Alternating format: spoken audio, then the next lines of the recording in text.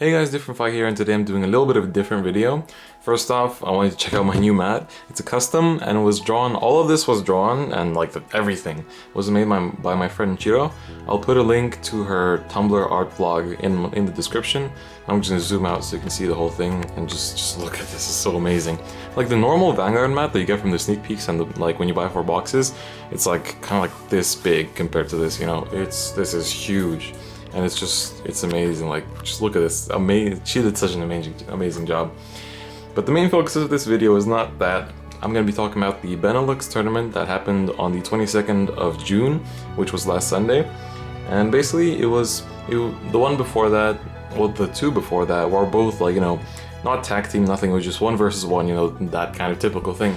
And this one was different because it was tag team and had another twist on it, Defender versus Invader. So to be an Invader, you either have to play, well, you and your team have to play Link Joker and a deck that has at least 4 reverse units in it, or you know, or Link Joker. But you can't, no 2 players can play the same deck because like then, you know, if you have 2 Eradicator players, they can just like pay for the costs like each other. Because it does not say you have to lock like Vowing Saber Reverse, he doesn't have to lock his own rear guards, it just has to be Narukami, so you know your tag team partner can lock them. So that's why it says, you know, you can't have the same clan like as your tag team partner. So my team was me, Neru, and he was playing Chaos Breaker and I was playing Reverse Daiyusha, and we actually came 2nd place in the whole event. So, and it was actually, we could have won and we just needed 1 more trigger to actually win everything. So basically this is how it went. The whole thing was, it was 4 rounds.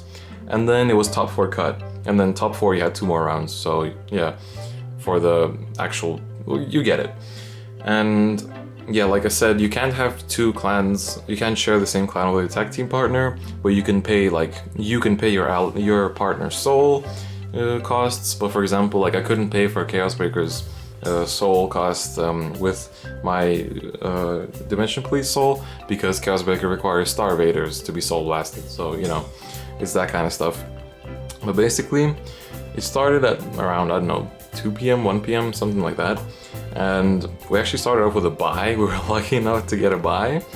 And oh yeah, in total there were 30 participants, so that means 15 teams. So of course somebody always had to get a bye.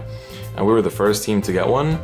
And then after that, the first fight that we actually had was against another invading team. And they were playing Ethics Buster Reverse and Ramiel Reverse, so Angel Feather and Nova Grappler, and we won against them. Then our second game was, our third game was against Defenders. They were playing Raging Form, and I believe it was also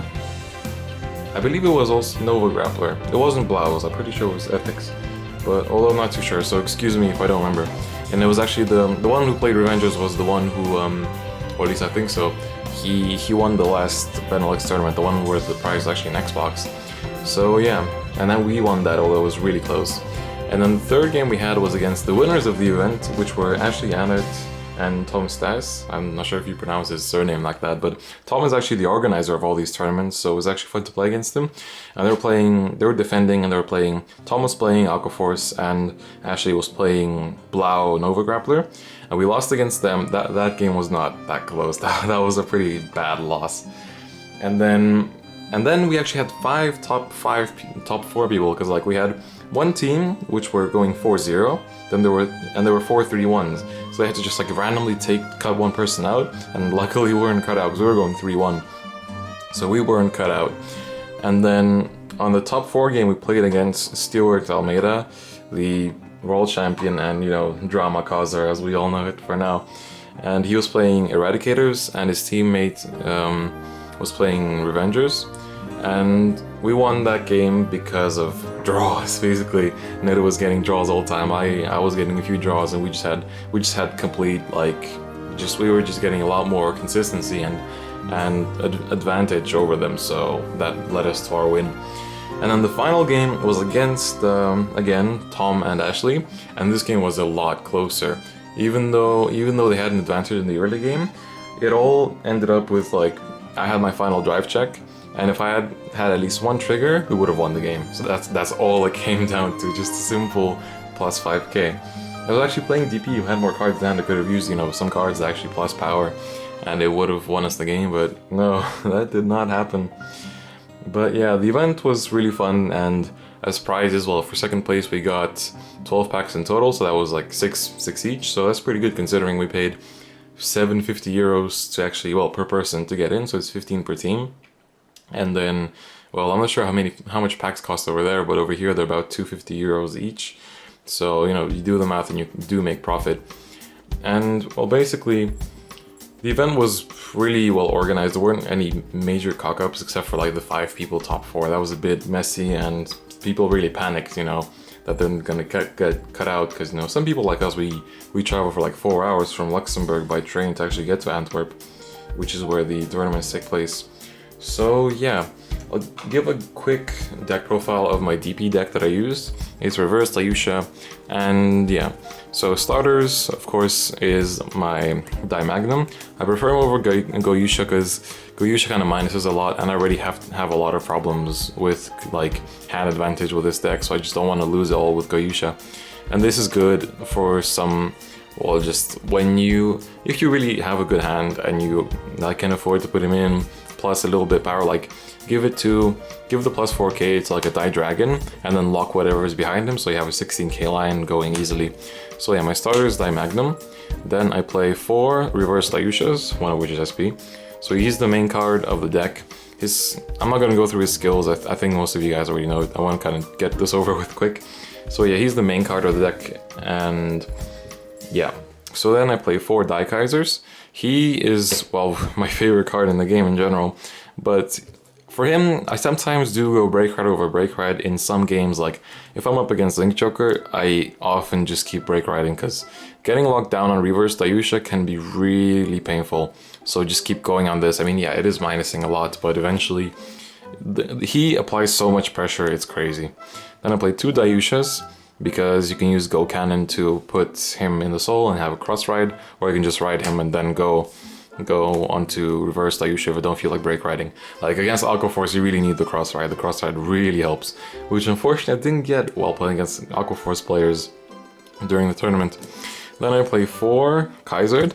I remember questioning this card when it first came out and didn't really get it, because when you ride over it, it gives plus 5k to the Vanguard. But this is actually really good. Well, first of all, obviously, if you ride Daiyusha, you get his skill off immediately. But also, I will show a little combo at the end that I like to do, which includes this, Die Brave, and anything else that you ride over it, really. Then next I play 2 Die Barret. This is mainly kind of like a tech. I don't really use his skill that often, only when I really have like an advantage, or really early game. Sometimes early game, if you really go for a hard, like a big Vanguard attack, like on turn 2 or something, it can hit, and otherwise they have to sacrifice like a perfect shield or like a lot of hand cards. Especially if you go first and you use this, then you'll probably end up sniping that rear guard, or even 2 if you have Laurel, so Laurel is an important card in this deck. Then finally, for my last grade 2s, I have 4 Die Dragons. He's a 12k attacker. I mean, pretty obvious why I run him. And yeah. Yeah, I'll show basically like, you can easily make a 16k line with him if you have a Laurel behind him and stuff like that. So yeah. Then I'll play 3 Die Braves. He's your main turn 1 ride target, because you want to Soul Blast him on like turn 3. And I'll show you the combo, but yeah, his skill, if you don't know it, is Soul Blast. And then you give your Vanguard this skill. When the Vanguard hits, Count Blast 1 and draw a card. Then next up I play 3 Commander Laurels. His skill is rest 4. Well, if your Vanguard hits, you rest 4 rear guards and your Vanguard stands. And that's pretty good usually, although his skill works best in a very early game, like turn 2, turn 3, usually turn 3. Then of course 4 Perfect Shields, because you know it's not Legion meta yet. Can't wait for that though. And 2 Go Cannons, I already said why I use him, mainly to just make crossfight status. Although if you do have a massive advantage, you can always put like a Die Brave in the soul, or draw trigger in the soul, and just, you know, give a crit to your Daiyusha. And then I play 1 Lander, and really I just don't have space for more. I do like running him though, because sometimes you can just call him, use his skill, and then lock him. So yes. Then for grade 0s, I play 6 crits. Or I've already changed the deck a bit, so yeah. 6 crits, 6 draws, and 4 heals. You gotta be smoking some pretty crazy weed if you're not playing 4 heals. Now, the combo that I was talking about is basically like this. So basically this is what your field would look like on like turn 2, turn 3. Like you have Kaiser as your Vanguard, then turn 3 you ride, let's say Daiyusha. It doesn't really matter, but usually Daiyusha would be best, especially when you're at like 2 damage. So basically this is how it will go. You give +5 to Daiyusha, and this line is already 23. Then for the pressure, Brave, and then his skill is already given to Daiyusha, so you attack. That's 23.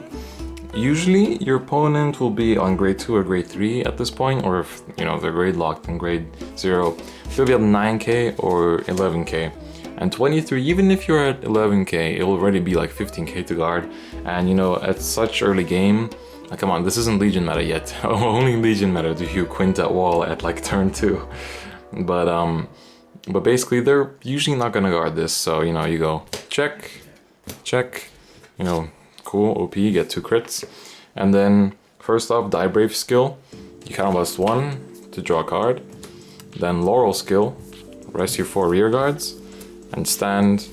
And then he's already swinging for 16 on his own, and if you get double crit like me, sack forever, then he's going for 26. And then he doesn't get his power boost over here because he has to be boosted. So then 26 for example, then crit, easy, GG. And then he still gets, and then if it hits, counterblast another and draw. And from that you just get like I started off this turn with no hand. I just drew the Daiyusha and look, 6 cards. So yeah, that's basically, if you hit your stuff, that's how it goes. And then you can always use him as well, but if you use him and Brave, I'm pretty sure they're gonna guard, because then you make too much advantage. It's like a maelstrom basically. And yeah, that's the little combo that I like doing. It's really good early game, but it's hard to set up. Like, it doesn't have to be a perfect field, because if you have Laurel, you're gonna be resting anything. It'd be like just 2 draw triggers here and then something there, it doesn't really matter. And just you hope that this doesn't get sniped, because he is good as a boost. I mean, it's 5k, you can't really complain, and you're only gonna replace him once you've had enough advantage and stuff. So yeah, that's the little combo I like doing with him. I did test Diehard, but he didn't really do that well, obviously. And yeah, so that's the little combo that I like to do. So yeah, that was my DP deck. I already changed it a little bit, so I just showed what I used in the actual tournament and the actual coverage of the tournament. And if you have any questions, just comment them. I mean, I was there, I know what happened. And yeah, it's actually a fun fact, because out of 30 people, there was only 1 person playing Nouvelle Vague, so that was pretty interesting. And yeah, so that's pretty much it, and I'll see you guys next time. Bye bye.